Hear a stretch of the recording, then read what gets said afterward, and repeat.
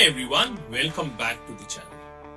In today's video, we will tell you how to score a 700 plus in GMAT. Now if you are one who is just starting your preparation, or you are somewhere in the middle of the preparation, or you are just closer to write your GMAT, this video is for you. So we have already made a video on the older GMAT, how to score well in that, but with the change of format, now we will talk about what to do in a 2 months power-packed preparation plan for GMAT. So to give you the preparation plan, let's take a hypothetical date. Let's say we are on 1st of March and you plan to write your GMAT in next 2 months. Now first thing which you have to do is just pick a date. You heard me right? Go to mba.com and pick the date for your GMAT exam. Now a lot of people ask me, why should I book a date even before starting preparing for GMAT? The reason being because most of you are either in college or you are working. We need that knife to hang over our head to make sure that we are aligned to the preparation. What matters in the GMAT preparation is 1, you should have a clear idea of when you are writing a GMAT.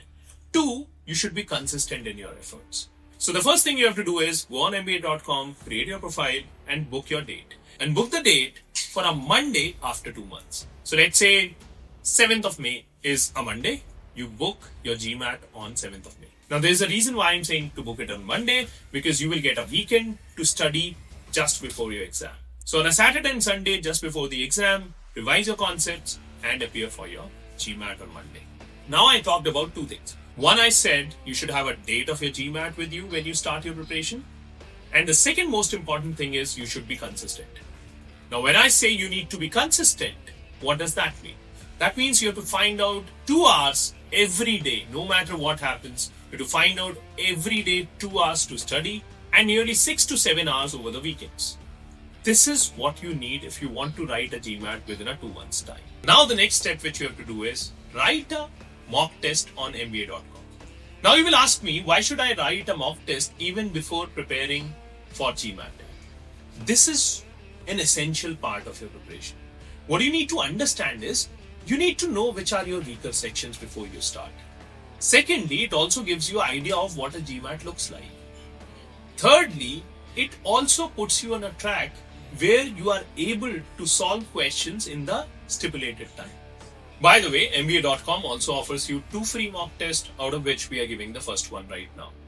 The second mock test we normally give at the end of your preparation.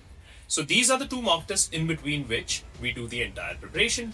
Now let's talk about the plan for preparation. Now we at Global Creed have prepared a proper 8 weeks plan for GMAT preparation. Now if you want one, you can leave a comment and we'll send you a free copy of our GMAT planner, which will have a clear instructions of what to do on a weekly basis.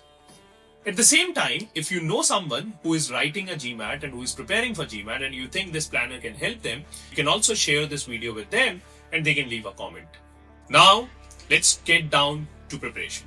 8 weeks and we are planning to study 10 different chapters. Now, what are these 10 chapters? In Quant, you have numbers, you have arithmetic, you have algebra, you have modern maths. Now, when I say arithmetic, it includes percentage, profit and loss, ratio, time, speed, distance, time and work. When I say modern maths, it includes permutation, combination, probability, set theory, statistics.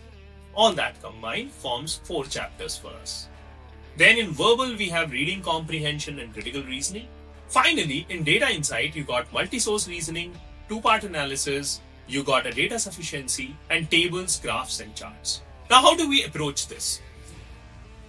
In a planner, what we have listed down is that every week should be spent on a certain thing. So let's say we talk about a week 1, we largely focus on numbers from a quant. We focus on doing generic questions from reading comprehensions for verbal. And then for DI, we want you to focus on tables and graphs. Second week, focus on arithmetic in quant. In verbal, you should focus on reading comprehension, specific and inference-driven questions.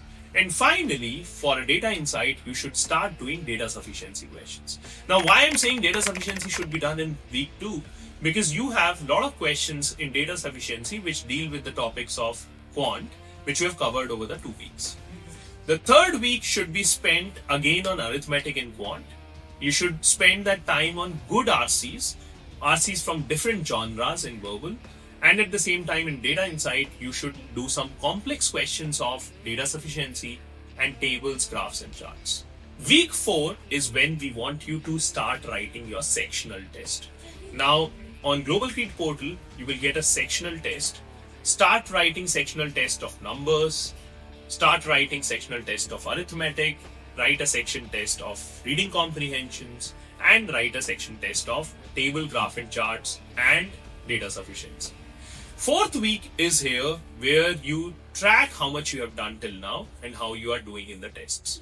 Now we go to the 2nd month, which is your 5th week. 5th week, you start your algebra in quant. In verbal, you should start with critical reasoning. Do basic questions. Start with assumption-based questions, strengthening argument, weakening argument in the 5th week. Then we go to a week 6. In week 6, you continue with your algebra in quant. You move on to critical reasoning, tough questions, which could be inference-driven questions, completing the paragraph, those kind of questions you do in your 6th week in verbal. And in data insights, you should continue with multi-source reasoning. Finally, we go to week 7, where you complete your modern maths in quant, you complete your critical reasoning, complex questions in verbal, and you do a 2-part analysis in TI. Finally comes a week 8. Week 8 is all about testing. Give a mock test, do analysis. Give a mock test, do analysis. Keep doing that. On every alternate day, you write a mock test, and the very subsequent day, you do analysis of test. This will also help you out in listing down which are your strong topics, weaker topics, and make sure over the Saturday and Sunday, you work hard around the weaker topics and try to see how you can improve the accuracy there. Finally, once you get a 700 around score in our mocks, you should go for your GMAT. So this is what 2-month planner for GMAT, power packed plan. You study for 2 hours every weekday. You study for 6-7 hours over the weekends. And this will help you in scoring a very good score in GMAT. So in the planner, we have clearly listed down which questions to do from the book, which tests to attempt from our portal. So if you want a planner, you want a portal, you want a guidance around your GMAT preparation, you can always reach out to us by clicking the link in the description. And you can also leave a comment and we'll give you a free planner on your email. If you are preparing for GMAT, if you are preparing your application for any of the Ivy League colleges or top 30, top 50 colleges globally, you can reach out to us for any help you need.